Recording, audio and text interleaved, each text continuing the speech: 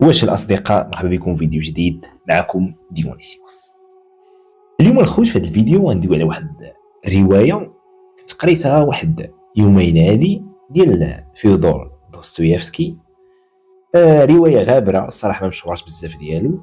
ماشي بحال الأبله والجريمة والعقاب والإخوة كرامازوف إلى ذلك. واحد الرواية قصيرة فيها شي 30 صفحة على ما أظن. كتروي لنا واحد الأحداث عبثية لواحد الدرجة ما كتصورش. انا فريمون انا كنقرا شحال من لقطه كتشدني الضحكه وانا كنقرا هذه الروايه بكثره العبثيه ديال الشخصيه الرئيسيه اللي فيها.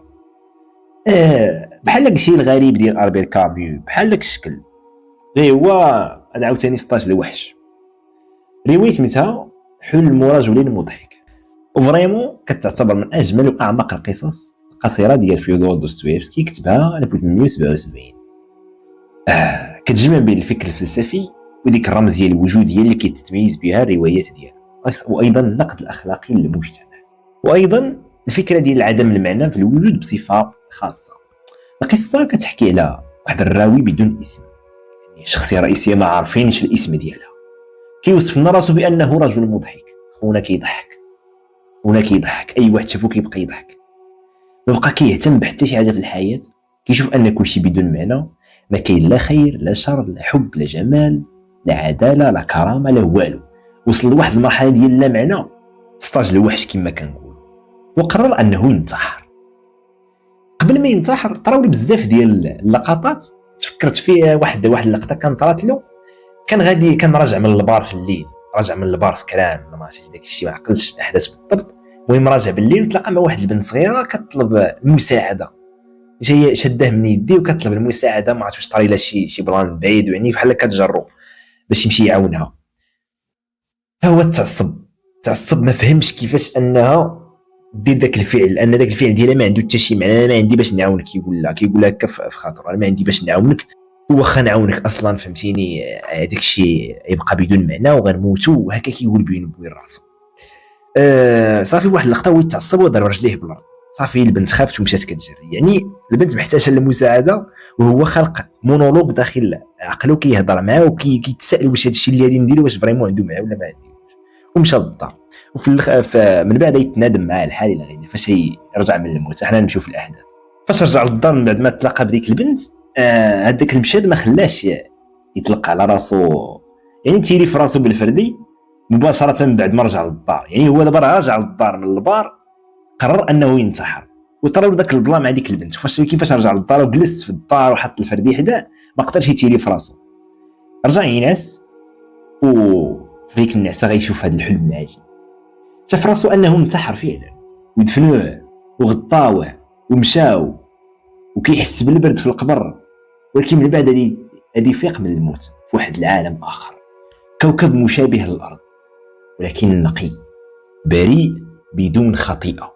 مازال الناس فيه بسطاء صادقين مع راسهم، كيعيشوا في انسجام مع الطبيعه بدون كذب بدون حرب، ما كاين حتى شي طمع، يعني حاله من السلام الا بغينا نقولوا.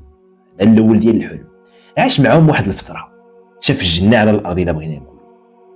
ولكن مع الوقت بدات واحد العدوى ديال الفساد كتدخل بين هاد الناس. سكان داك الكوكب اللي كيشبه الارض بداو كيكذبوا، كيغيروا، كيطمعوا، كيكرهوا بعضياتهم وكيقتلوا بعضياتهم، كيشفروا بعضياتهم. وشاف كيفاش تحولت هاد الجنه الى ارض تشبه الارض ديالنا، الارض اللي خلا، الارض اللي ما عندها حتى شي معنى، الارض اللي فيها الحروب الى غير ذلك بكل المآسي ديالها. يعني ولا داك الكوكب اللي كيشبه الارض اللي شافوا في الحلم، ولا كيشبه الارض منين جاي هو. في النهايه فاش فاق من الحلم حس بواحد الندم، واحد الوعي معين، عرف ان الشر ماشي ضروري، ولكن هو السبب ديال اننا ضيعنا ديك البراءه الاولى ديالنا. يعني كيقول ان الانسان فريمون كيتولد فهمتيني خير الا بغينا نقولوا، ولكن من بعد ما كيبقاش خير. من ذاك النهار قرر هذا العشير انه يعيش باش ينشر الحقيقه اللي شافها، حتى واخا الناس يكونوا كيضحكوا عليه وكيعتبروه مضحك. حيت هذا الراجل هذا انفو كيبقى يهضر مع شي اي واحد، مع شي ناس كيبقى يضحكوا عليه، رجل مضحك ما عرفناش علاش. اولا قضيه الانسان المعنى او اللا معنى، دوستويفسكي كيهضر هنا على حاله ديال العبث الوجودي. يعني فاش الانسان كيشوف ان كل شيء بدون قيمه، ولكن كيبقى في الاعماق ديالو كيتعذب من هذا الوعي، يعني انه واعي بهذاك عدم المعنى ماشي بحال الكائنات الاخرى. ولكن هذيك الحلمه اللي حلم راه فيه واحد الخلاص انساني، ربما فاش رجع من داك الحلمه وفاق ولقى راسو باقي في الدار، ولا كيدير الخير، ولا كيبغي الناس، ولا كيعاون الناس. عرف بحال كتعرف ان المعنى ما تسوقش للعالم المادي واش فيه شي معنى ولا ما فيهش. شوف انت شنو عندك لداخل انت كانسان، انت قادر باش انك تبغي تحب الناس وتتعامل معهم، قادر يعني انهم يبغيوك، وهذا الشيء هادي يشكل واحد الشعور زوين. قادر انك تكون صادق والناس يكونوا صادقين معك. اكتشف ان بعد هذا الحلم اكتشف ان الخلاص الانساني ماشي يكون بالدين ولا بالفلسفه ولا الثوره، ولا فقط عبر الحب والصدق. ايضا كاين النقد للحضاره هنايا، نقد للمدينه، نقد للتمدن، بحال البلان ديال جون جاك روسو فاش دار واحد الدعوه للانسانيه جماعه اننا نرجعوا للحاله الطبيعيه ديالنا قبل ظهور المجتمع والمدينه اللي افسدت الطبيعه الخيره ديال الانسان كما كيقول جون جاك روسو. كما قلنا كاين واحد الرمزيه ديال نقد الحضاره، داك الكوكب النقي اللي مشى له في الحلمه كيرمز لديك البراءه الاصليه ديال الانسان.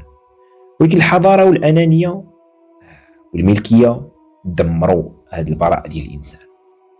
ديك الطفله عندها واحد الرمزيه ايضا، الطفله اللي جات تطلب منه المساعده هي رمز للامل والانسانيه، اللي باقي فيها شرارات الخير حتى وسط داك اللامعنى. باقا صغيره، باقا ما عارفه والو، باقا ما عارفاش ان الوجود بدون معنى. جايه تطلب المساعده وجايه وهي عندها حسن الظن بان خونا المضحك يعاونها، ولكن ما عاونهاش قبل ما يشوف الحلم، عاونها فاش كان هو سخط على عدم المعنى. دوستويفسكي كيبغي يقول لنا ان الانسان غارق في الظلام، ويقدر يكتشف انه غارق في الظلام وما عنده حتى شي مهرب منه، ولكن كاين واحد البسيط ديال النور قادر يبدل العالم الى صدق الحب ديالو، ولقى الناس مع من يتعامل، بغاوه وبغى الناس. يعني هذا هو البلان. يعني من الاخر ايها الاخوه، بالنسبه لدوستويفسكي الوعي، داك الوعي بانك توعى ان الوجود ما عندوش معنى شي كامل، الا ما تسلحتيش بالايمان ولا الحب غادي يتحول داك الوعي لجحيم داخلي. وبالنسبه لنيتشه طبعا مثلا هذه المرحله ضروريه باش يتجاوزها الانسان ويخلق واحد المعنى جديد. يعني هذا هو البلان. من بعد الحلم البطل ما بقاش يائس، لقى المعنى في الحب الصادق والاحسان. دوستويفسكي كيشوف ان الخلاص الحقيقي ماشي في الفكر المجرد، ولا انك تكون فيلسوف، ولا انك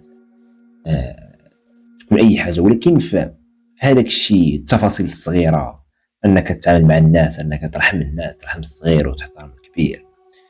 الحب هو القوه الوحيده القادره على اعاده توازن العالم. دوستويفسكي كان مؤمن بعمق، القصه فيها رمزيه مسيحيه واضحه. الطفله كترمز للبراءه وديك الرحمه الالهيه. فاش منين جا البطل ينتحر، جات البنت الصغيره كتطلب المساعده، والطفله ممكن نعتبروها على انها اشاره الهيه او نداء الضمير اللي باقي حي فيه. رفض الخير، لكن زرعت فيه بذره الشك في انه مازال كاين معنى. هذاك الشيء باش ما انتحرش وحلم ديك الحلمه، ومن بعد رجع الامل ديالو في هذا العالم المظلم.